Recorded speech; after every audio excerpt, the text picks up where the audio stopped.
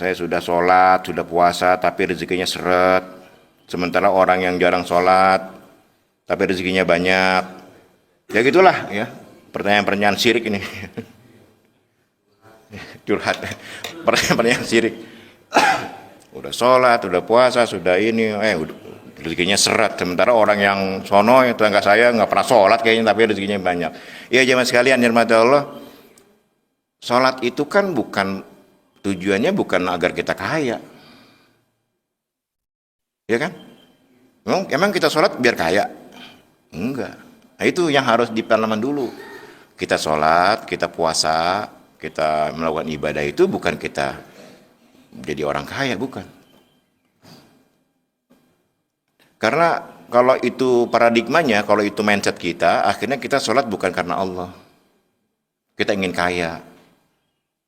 Pas kita sholat nggak kaya, akhirnya seperti ini pertanyaannya. Orang yang nggak sholat kaya. Jangankan orang Islam lah, orang kafir lah. Orang Amerika tuh rumahnya di Hollywood gede-gede banget, kebakar juga tuh ya. Ada rumah-rumah, rumahnya itu harganya bukan miliaran lagi, udah triliunan rumahnya. Kalau dihitung, bergajinya berapa coba? Ya jadi ya kayak misalnya kayak pemain bola itu Pak, sekali tanding itu miliaran gajinya. Kayak Ronaldo berapa gajinya? Per musim. Itu triliunan, bukan miliar lagi, triliunan gajinya. Padahal dia cuma lari selama berapa menit? Ya 90 kali 2 ya. Rossi, pemain motor Rossi. Itu sekali putaran, itu sekian miliar bayarannya. Sementara kita udah kerja dari pagi, siang-siang, motong kayu, masang semen, gajinya cuma segitu. Nah kalau kita mindsetnya ibadah itu mendapatkan rezeki seperti itu, ya kita bukan ikhlas karena Allah. Jadi sholat itu hadiahnya bukan kaya, sholat itu. Puasa itu hadiahnya bukan dapat uit. Pahalanya, balasannya apa kalau sholat? Surga, bukan uang. Itu Pak, jadi ya. Ya, jadi kita sebagai umat Islam sebenarnya memang mindset kita itu salah gitu ya.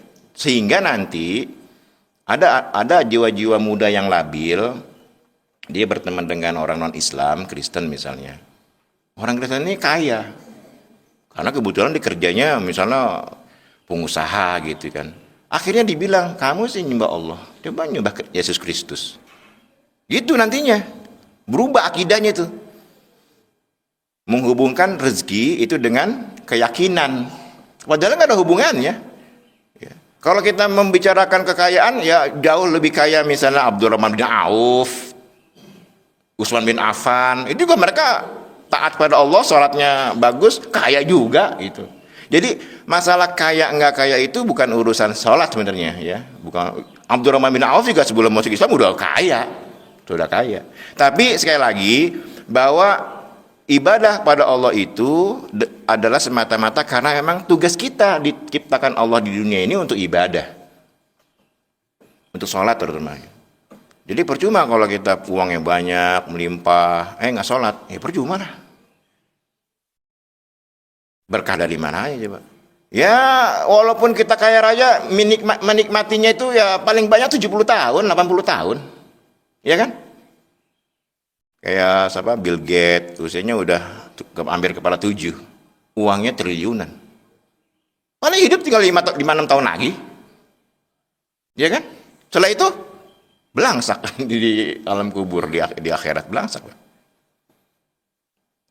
Siapa lagi yang miliarder? Atau orang-orang kafir lah, orang-orang yang non Islam itu yang kaya, yang kekayaannya triliunan itu, ya. Cuma bisa menikmatin 70 tahun, 80 tahun, setelah itu mati, udah nggak bisa dinikmatin. Nah sementara kita, yang mungkin hidup kita tidak seberuntung mereka, sekaya mereka, tapi investasi kita untuk akhirat itu ada. Sehingga nanti balasannya nggak apa-apa lah. Makanya Nabi kita, Rasul kita, Nabi Muhammad SAW itu memilih untuk tidak hidup kaya seperti Nabi-Nabi sebelumnya. Karena kalau misalnya Nabi itu memilih hidup kaya, nanti umatnya mengikuti dengan cara apapun dia harus kaya, disangkanya kaya itu sunnah Nabi. Nabi itu kalau mau kaya, bisa banget gitu. Karena dari rampasan perang itu Nabi berhak mendapatkan sekian persen dari rampasan perang, banyak dia. Ya, jadi kalau misalnya mau kaya bisa triliunan juga duitnya Nabi itu. dari harapan perang. Tapi Nabi nggak mau. Ya, bisa saja Nabi menjadi kaya. Tidak seperti Nabi Sulaiman misalnya yang kekayaannya luar biasa kan? Kekayaannya luar biasa Nabi Sulaiman. Tapi kalaupun kita ingin umat Islam ini ingin kaya, ya contohlah seperti Nabi Sulaiman. Kaya tapi soleh.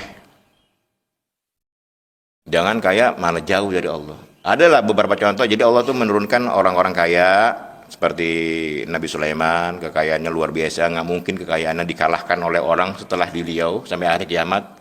Tapi beliau tetap sholat, tetap beriman. Ada lagi Allah menurunkan contoh seperti Qarun. Qarun itu kayanya luar biasa. Luar biasa kayanya. Uangnya, gudangnya itu ribuan, gudang emasnya itu ribuan. Qarun itu. Kunci gudangnya itu, kalau kita kan kunci gudang kecil. Ya Pak ya, punya berangkas, kuncinya kan kecil. Ini Qarun kuncinya dikumpulin, itu harus diangkut, dibawa oleh beberapa algojo. Saking banyaknya kuncinya, ribuan. Tapi dengan kekayaannya dia tidak dekat dengan Allah, makanya ditenggelamkan. Nah ini sebenarnya contoh-contoh yang diinformasikan oleh Al-Quran kepada kita agar kita dalam hal harta ya jangan berpikir bahwa mentang-mentang kita sholat harus kaya, jangan. Gitu. Tapi setidaknya jemaah sekalian, kalau kita sholatnya benar sesuai dengan yang Allah minta, Allah akan mencukupkan pasti akan mencukupkan. Kalau kita sholatnya kita merasa sudah sholat, sudah apalah beribadah, tapi hidup kita pas-pasan gitu, anggap saja itu bahwa itulah yang dikehendaki Allah, bahwa itu yang terbaik menurut kita. Jadi kalau kita berdoa, kemudian itu dikabulkan oleh Allah, itu namanya keberkahan. Pak Sukar berdoa, ya Allah, berikan anakku jodoh yang soleh dan soleha. Ditemukan, diberikan mantu yang soleh. Itu keberkahan. Berarti doanya dikabulkan. Tapi kalau doanya tidak dikabulkan, anggap itu sebagai perlindungan dari Allah. Bahwa kita nggak pantas mendapatkan apa yang kita minta. Perlindungan. Dan itu biasanya nanti diketahui nanti setelah beberapa waktu, setahun, 2 tahun, baru tahu, oh ya Allah, ternyata ini kenapa doaku tidak dikabulkan. Ada rahasia di balik itu sebagai bentuk perlindungan dari Allah kepada kita. Ya. Ini karena ada lagi pertanyaannya. Bagaimana cara berhusnuzon, berpositif thinking pada Allah, berprasangka baik, termasuk dalam berdoa. Jadi kalau kita sudah berdoa sekian lama, kemudian doa kita merasa tidak dikabulkan, anggap itu sebagai perlindungan dari Allah. Karena kalau doa yang kita panjatkan itu menurut Allah baik, Allah pasti akan mengabulkan cepat, pasti. Itu ya sekalian ya. Jadi jangan iri pada orang yang tidak sholat tapi kaya. Ya. Cuman 60-70 tahun ininya ya dinikmatinnya gitu. Coba ada orang Bill Gates misalnya, Bill Gates atau Elon Musk ya, orang-orang inilah orang-orang kaya di dunia itu, uangnya triliunan, dia meninggal aja nggak kepake tuh. Bill Gates itu ada sebuah ilustrasi dulu, Bill Gates itu mungkin 10 tahun yang lalu orang terkaya di dunia ya. Bill Gates itu misalnya lagi jalan, uangnya jatuh $1.000, di kantongnya jatuh $1.000. Itu sebelum dia mengambil lagi uang yang masuk ke rekeningnya dia itu sudah di atas $1.000. Jadi dia tidur aja uangnya terus masuk ke rekeningnya. Ada orang yang begitu kayanya dia tidur aja rekeningnya terus masuk, dan di Indonesia banyak. Ya Pak ya. Ini kayak misalnya siapa yang punya Gojek apa? Madrin Karim ya, mantan Menteri Pendidikan. Itu dia tidur aja duitnya masuk terus tuh. Kenapa? Yang kerja bukan dia soalnya. Orang Gojek itu yang kerja. Jadi Gojek itu ngatur sini, itu ngasih uang ke dia tuh melalui aplikasi. Nah ada orang yang seperti itu. Bill Gates itu kalau uangnya jatuh $1.000, kemudian dia mau ngambil balik, uangnya itu sebenarnya udah terganti. Ya, begitu kayanya gitu. Coba setelah dia meninggal, siapa yang menikmati? Ya anak-anaknya. Anak-anaknya nikmatin, istrinya nikmatin. Bill Gates-nya di alam kubur gimana? Disiksa. Nah ini makanya jemaah sekalian ya, kita ini hidup ya, boleh mengumpulkan harta yang banyak, tapi ingat, suatu saat kita akan ninggalin harta ini. Kalau kita tinggalin, ini harta ini kemana harinya? Ke anak-anak. Kita sudah menyiapkan belum anak-anak kita ini bisa menggunakan harta yang kita tinggalkan? Jangan sampai dengan harta yang kita tinggalkan justru anak-anak kita malah ribut. Bukannya sibuk mendoakan kita yang sudah meninggal, malah justru ribut gitu. Ngurbut warisan. Dan di daerah Tangerang Selatan itu ada beberapa keluarga besar gitu yang ribut soal itu. Bayangin orang tuanya sudah mewakafkan untuk musola, setelah bapaknya meninggal, kakeknya gitu meninggal, cucunya gugat. Bayangin coba. Sudah diwakafkan untuk musola, tapi keluarga yang ditinggalkan menggugat bahwa itu tidak pernah diwakafkan, katanya begitu. Nggak ada buktinya. Ya orang dulu kan mana ada ikrar wakaf. Ngomong-ngomong aja gitu kan. Ya udah itu rumah itu, tanah itu udah untuk musola gue yang wakafin dah. Keluarganya nggak tahu anak cucunya orang belum lahir.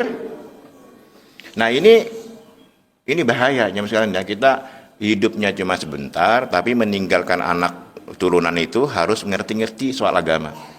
Ya. Sehingga harta yang kita tinggalkan dan kalau bisa sih kita sebagai orang tua ketika meninggal tuh ada harta yang ditinggalkan untuk anak, warisan lah gitu ya, agar anak itu bisa menikmati, tapi jangan sampai ribut gitu ya. Nah sekarang bagaimana agar kita bisa berhuzuzon kepada Allah terkait tentang harta itu? Kita sudah sholat, sudah beribadah, tapi hartanya masih sedikit. Yang jelas jemaah sekalian, ini ada tahapan ya. Ini mungkin kalau ibu sudah tahu nih. Yang pertama, dalam hal membagi rezeki, Allah itu pasti menjamin makhluknya mendapatkan rezeki, pasti. Di dalam surat Hud dijelaskan, wa ma min dabbatin fil ardi illa 'alallahi rizquha. Dan setiap binatang yang bergerak di muka bumi pasti mendapatkan rezeki dari Allah, pasti. Mau manusia, mau tumbuhan, mau binatang yang melata itu, yang di bawah-bawah batu itu kecil-kecil itu pasti mendapatkan rezeki dari Allah. Dan rezeki itu ada sebuah ungkapan bagus ya. Kalau engkau tidak tahu alamat rezekimu, maka sesungguhnya rezekimu tahu alamatmu, gitu. Jadi Pak Usai ini, rezeki saya di mana ya? Aduh, udah doa rezeki saya di mana ya? Dia nggak tahu alamatnya. Tapi sesungguhnya rezeki Pak Usai itu tahu alamat Pak Usai. Dia akan mendatangi Pak Usai itu. Itu yang dimaksud dengan rezeki standar ya. Wa ma min dabbatin fil ardi illa 'alallahi rizquha. Jadi rezeki itu tahu alamat kita. Jangankan manusia, binatang aja nih. Ini pernah saya ceritakan gak nih ya? Ada ulet. Ulet itu di sebuah daun, lagi makan, biasanya kan makan daun tuh ya, ulet. Tiba-tiba kena angin, dahannya patah. Jatuhlah dahan itu ke sungai yang mengalir.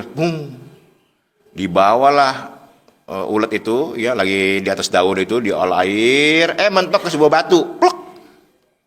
Batu itu di tengah sungai, naiklah ulat itu ke atas batu, dikelilingi semua oleh air sungai. Gimana makannya dia?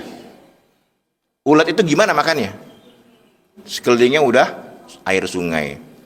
Bagaimana cara Allah mengasih makanan ke ulat itu? Nah, ranting pohon itu setiap hari jatuh ke sungai, daun mentok di batu, di situ deket dia, ulatnya ngambil. Nanti siang jatuh lagi satu daun ke sungai, bentok lagi di batu itu. Jadi begitu cara Allah ngasih rezeki pada ulat itu. Padahal dalam kondisi di situ nggak ada apa-apa. Itu cara Allah memberi rezeki pada makhluknya. Saya juga pernah cerita, di rumah saya itu dulu ada tokek ya. Tokek itu di balik kaligrafi.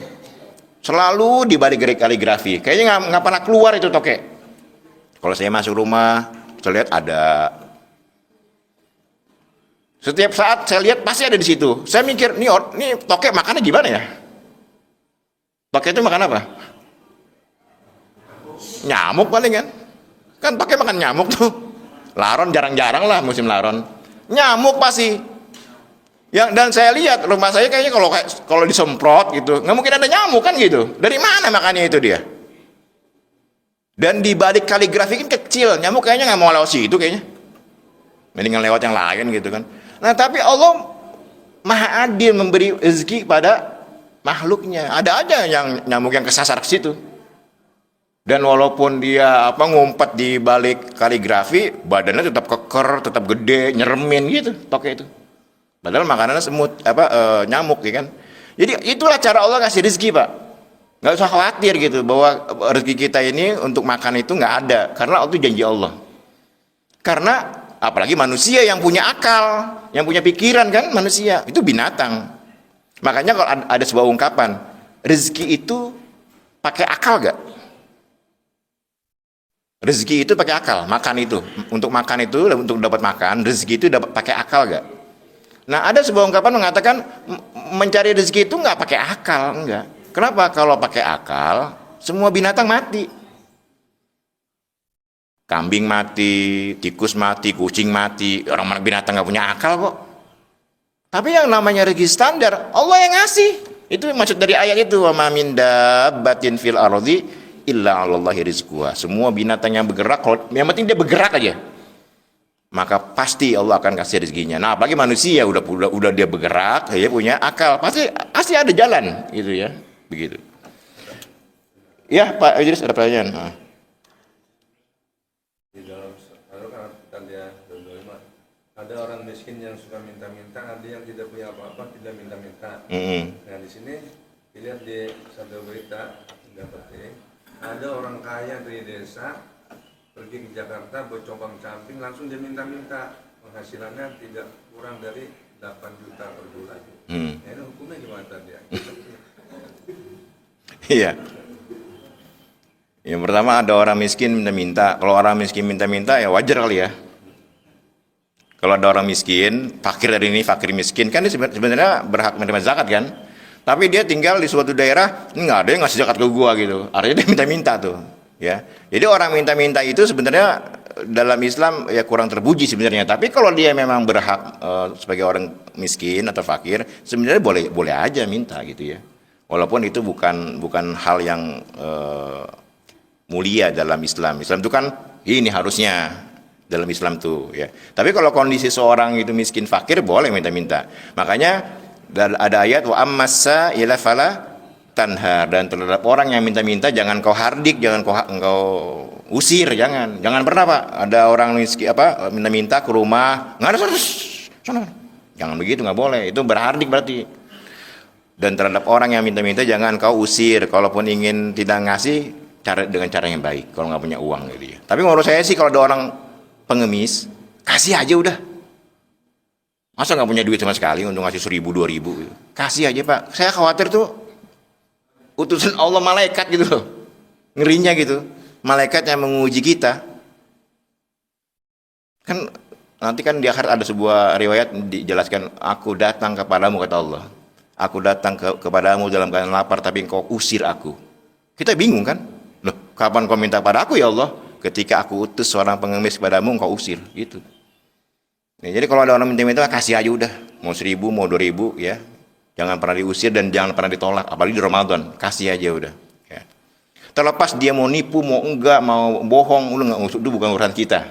Ya, karena Siti Aisyah pernah ditegur oleh Rasulullah. Ketika ada seorang pengemis minta, kemudian kata Siti Aisyah, dikasihlah oleh Siti Aisyah, nyuruh pembantunya, tolong selidiki itu, cek, periksa, bener gak dia orang miskin. Nah, Rasul ya yang melihat tingkah istrinya menegur, wahai Aisyah jangan begitu. Kalau ngasih aja, nggak usah ngecek. Bukankah Allah memberi kita rezeki tanpa mengecek kita ini beriman atau enggak?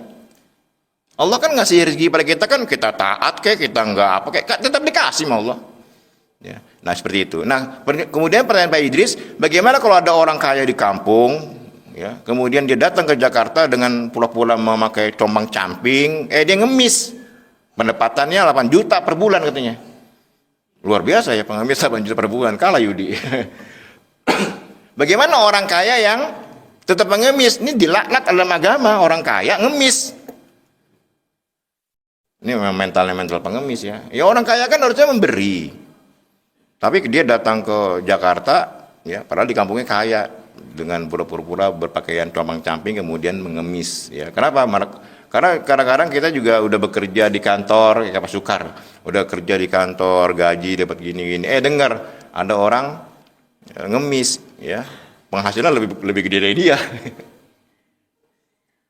Dan ini emang terjadi Pak, ya di daerah saya itu di Tangerang Selatan ada seorang pengemis, dia tinggalnya di gubuk itu, di gubuk-gubuk itu penampungan, meninggal. Pas diperiksa itunya gubuknya, uangnya itu jutaan Pak, puluhan juta malah di dalam kresek, di dalam karung, pengemis, ya, luar biasa ya. Ya tapi kita nggak usah beralih profesi jadi pengemis. Ya jadi orang kaya dia minta-minta itu dilaknat dalam agama, janganlah orang kaya. Nah itu yang pertama ya, wa min dabbatin, jadi artinya rezeki standar itu sudah dikasih Allah, dijamin pasti itu ya, dijamin. Kemudian yang kedua, kalau rezeki standar sudah dikasih, kemudian kita mau nambah, maka Al-Quran menjelaskan wa laisa lil insani illa ma sa'a. Bukankah setiap manusia itu mendapatkan apa yang diusahakan? Jadi kalau kita mau nambah pendapatan kita harus usaha, bekerja gitu. Wira swasta atau kerja ngantor atau inilah usahalah, bisnis gitu. Kalau rezekinya mau ditambah, tapi artinya rezeki makan mah udah dikasih sama Allah. Tapi kalau ingin ditambah, ibaratnya gampangnya. Setiap hari kita makan tempe mulu. Itu makan tempe udah dikasih Allah tuh, makan tempe. Kita mau nambah pakai telur. Usaha. Kerja, keluar, yang penting bergerak aja. Dalam rezeki itu yang penting bergerak. Dan rezeki itu menghampiri pasti, menghampiri. Makanya saya pernah cerita ke ibu-ibu ya. Ada seorang syekh, kiai lagi. Kemudian dia berkata, rezeki itu menghampiri. Kita nggak usah capek-capek mencari-cari rezeki, pasti menghampiri. Muridnya nggak percaya. Ya gimana kita mau dapatkan rezeki ya guru, katanya. Orang kita di sini aja. Tapi tetap gurunya bersikukuh pendapatnya bahwa rezeki itu menghampiri. Akhirnya muridnya itu keluar sejenak lah, dia lapar, dia kan lapar mau makan. Akhirnya dia usaha, belilah dia makanan. Beli makanan, belum makan kenyang, wah dibawalah ke sekolahnya itu. Nih guru nih, saya keluar, saya usaha, makanya dapat makan. Guru enggak. Kata gurunya apa? Loh, saya nggak keluar, kamu bawain saya rezeki nih, bawain makanan. Gitu, jadi itu keyakinan banget tuh ya gurunya ya, bahwa dia itu nggak perlu keluar, yang antara muridnya. Jadi rezeki itu yang penting adalah apa? Ada usaha gitu. Kalau ingin nambah ya. Itu yang kedua. Yang ketiga, dalam surah Ibrahim, la in syakartum la zidanakum. Kalau kita ingin ditambah lagi rezekinya, maka harus bersyukur. Ini janji Allah loh. La in syakartum, jika kalian bersyukur, la azidanakum. Ini lamnya lam taukid dalam bahasa Arab. Pasti, memastikan, pasti akan aku tambah. Kalau engkau bersyukur, pasti akan aku tambah nikmatmu. Itu pasti. Jadi kadang-kadang kita mendapatkan rezeki jarang bersyukur. Makanya nggak ditambah-tambah. Yang ada ngeluh. Dapat gajian, ya udah habis potongan bank, udah habis listrik, ya ngeluh. Ya Pak saya, Pak, tukar. Baru masuk gaji, kepotong bank. Ya kepotong ini. Ngeluh, bukannya alhamdulillah dapat rezeki ya Allah.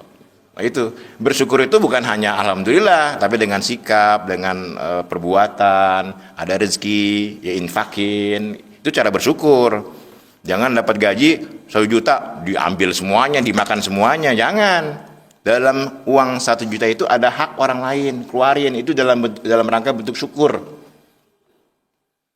Yang kerja harian misalnya tukang, yang kerja gajiannya harian, dapat dia sehari misalnya 200.000, keluarin jangan lupa 2,5%, 5% lah dari 200.000, 5.000 keluarin. Masa iya nggak bisa? Dari 200.000 yang kita dapat per hari, keluarin 5.000. Itu hak orang lain yang nggak boleh diambil oleh kita. Kebanyakan mungkin kita yang mendapatkan gaji rutin gitu, itu kadang-kadang suka lupa bahwa dalam gaji yang kita terima itu ada hak orang lain yang nggak bisa, yang haram dimakan oleh kita. Makanya dari pemerintah sendiri kayak misalnya Kementerian Agama itu otomatis dipotong. Selain pajak juga infak untuk ke Basnas langsung potong 2,5% dari gajinya. Itu dalam rangka membersihkan harta. Jadi yang dibawa pulang ke rumah itu udah bersih.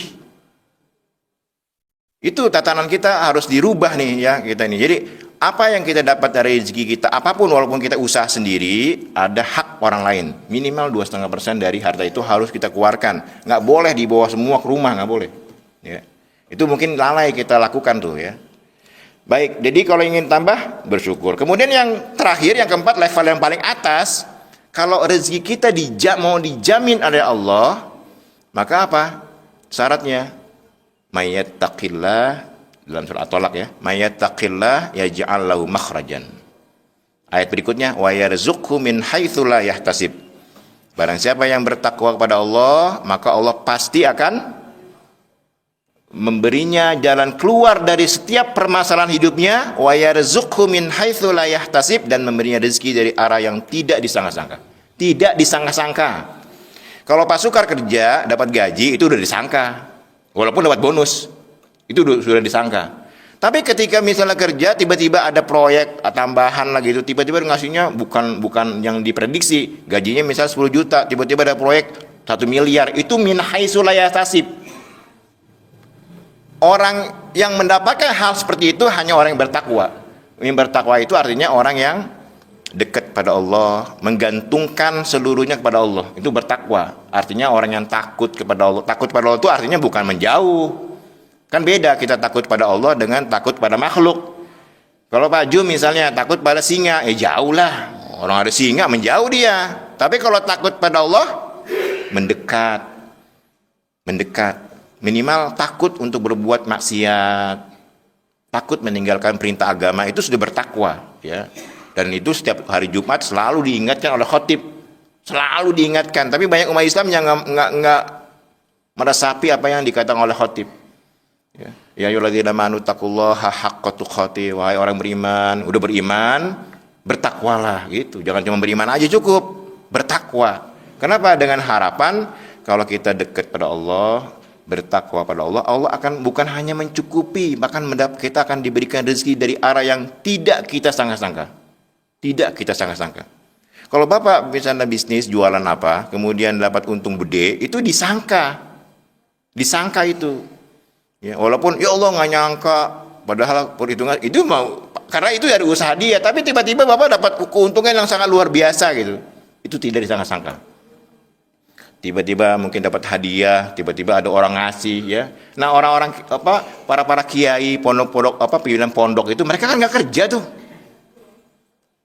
Di Banten tuh banyak kiai-kiai ya, kayak Kiai Muhtadi atau Kiai Fasir. Mereka nggak kerja, nggak ngantor seperti kita, nggak dagang, nggak bisnis. Kerjanya apa? Yang ngajarin santri tuh, ngajarin kitab, ngajarin mendidik umat. Digaji gak dia? Enggak, nggak ada yang gaji. Tapi uangnya miliaran.